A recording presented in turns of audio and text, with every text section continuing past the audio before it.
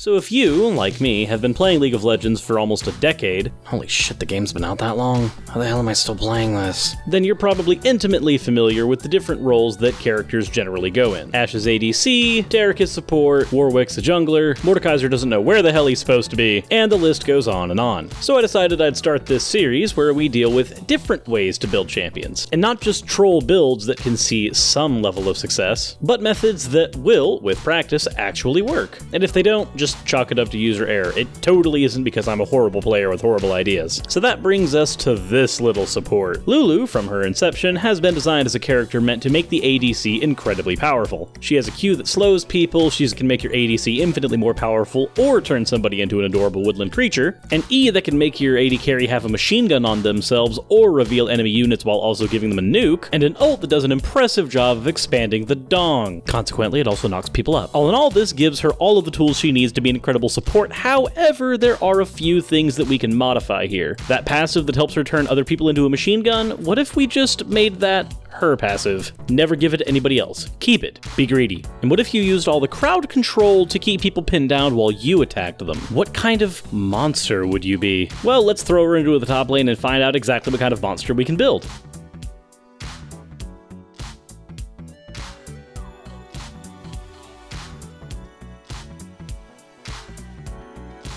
Well, I guess that means it's really easy for your gankers to gank you. Squirrels don't exactly do a good job of fighting back, or using flash. But that was with a gank. What happens when you get ganked?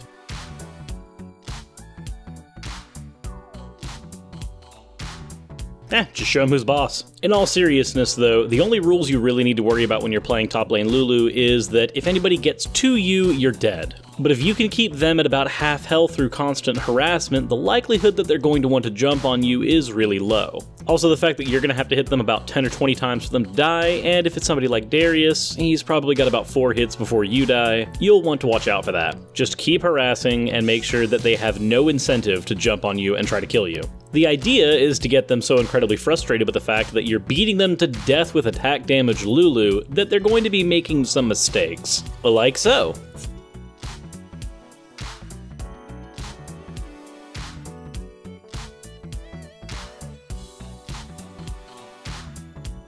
Frustrated Mordekaiser makes mistakes. When I go back, I like to get a cull, because for me, getting gold is the most important thing for Lulu. Focusing on CS guarantees that you'll get the items when you need them. I start out with a corrupting potion to keep myself in lane, and then get a cull in order to facilitate getting gold a little faster. You don't really become terribly dangerous until you have both a Blade of the Ruined King and a Runon's Hurricane built. Or if you're in the jungle, a Blade of the Ruined King and a Blood Eraser. The trick is to basically play like you're an AD carry that has access to a lot of stuns. If a Xin Zhao ends up chasing you, you need to know that you actually can outduel him in most circumstances as long as you kite him for a bit first, so that when you inevitably start the fight, he'll be starting at about 60% health, and you'll be able to take him down because, well, squirrels don't fight back. That really is the trick to combat with Lulu. There's nothing wrong with getting in melee range with people if you're AD Lulu, as long as they are not at full health. Use your Q and kiting abilities to facilitate making sure that they will not reach you, until, you know, that's what you want.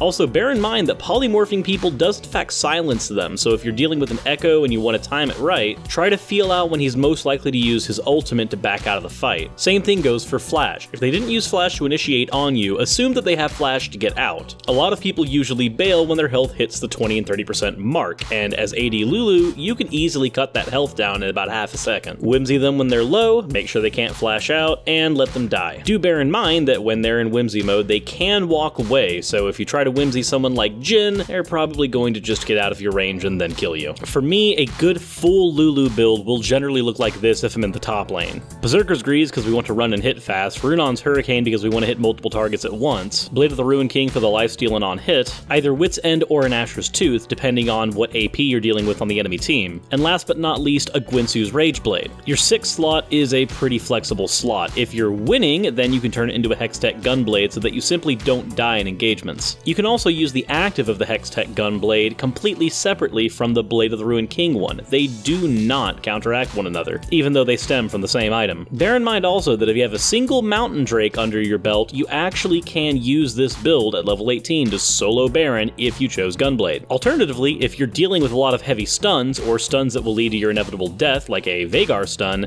then consider getting a Mercurial Scimitar. Otherwise, if the game isn't going incredibly in your favor, a Guardian's Angel would work here as well, because you're fighting under the same rules as any other modern AD carry. As for runes, I generally prefer to take Press the Attack. With the build that I go, Lulu can't actually get maximum attack speed, so getting Alacrity is also useful. Triumph is a pretty obvious choice as well, because that means that takedowns are going to give you your health back in big engagements, and Cut Down, because literally everyone in the game will have more health than you. For my secondary tree, I like to get Inspiration because of the extra attack speed bonus it gives, and I like Biscuit Delivery and Magical Footwear. Not having to spend money on boots is great, and the amount of times you're going to be chasing people down, the extra 10 move speed can sometimes give you the upper hand. Biscuit Delivery, when used in tandem with the Corrupting Potion that I usually take top, generally lets me stay in lane for a long time in order to farm and facilitate getting ahead of my opponent. The unfortunate side effect of playing AD Lulu is that you will be at an early disadvantage, so you want to get yourself ramped up as fast as possible. This is why things like the Corrupting Potion, the Biscuits, and even the Cull are incredibly useful tools that you need to have access to. I do trade out Biscuit Delivery for Time Warp Tonic whenever I'm taking AD Lulu into the jungle for the sole reason that running faster in the jungle is a lot better for ganks, and you actually will need a Hunter's Potion to stay healthy in the jungle, so the investment is great since it will give you extra run speed and make your ganks that much easier. Speaking of that, on to Lulu Jungle. Obviously, if we're in the jungle, you're not going to have access to things like Cull, but what you will have is a certain amount of time where you won't be harassed, and if you are harassed, well, you can turn people into squirrels, so you can pretty much get out of problematic situations very easily. Unless, of course, you're dealing with a jungler like Jax or Shyvana that will generally get up in your shit and ruin your day. Kite them around your jungle, and you should be fine. You're going to want to start red buff because you're going to need the faster clear speed. After red buff, I generally like to go Krugs and then Scuttle, and then try for an early gank. I generally go Krugs because they're easy to kite, and you need every advantage you can get in level, and Krugs just happen to be the highest experience camp in the jungle. You also will take less damage on red side as Lulu due to the fact that you can kite people around and use your Hunter's Talisman for constant healing. Line up jungle camps and then use your Q to either kill them or keep them running around, giving you a constant stream of healing, because all you have to do is hit them once for the Hunter's Talisman to do its job. Whenever you're ganking lanes, try to use your W to give you a speed boost into the lane because you don't have any gap closers otherwise. Remember that you can throw your E onto friends and foes alike in order to facilitate aiming your Q. If somebody's about to break your vision by going into a bush, make sure to throw the E on them as soon as possible because the E will reveal them as long as they're in that bush. It also works on any and all stealth champions.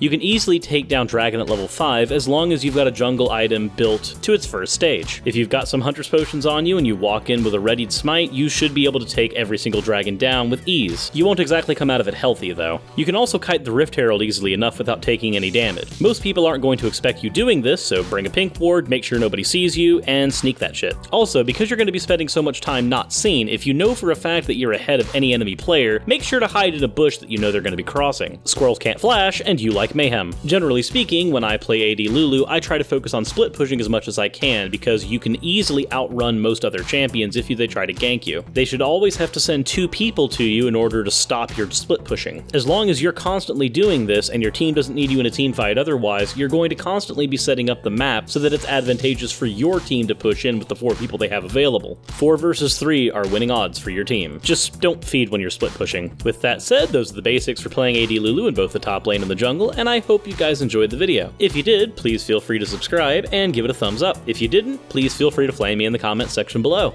Good luck trolling your team with this build, and hopefully I will see you in the next one.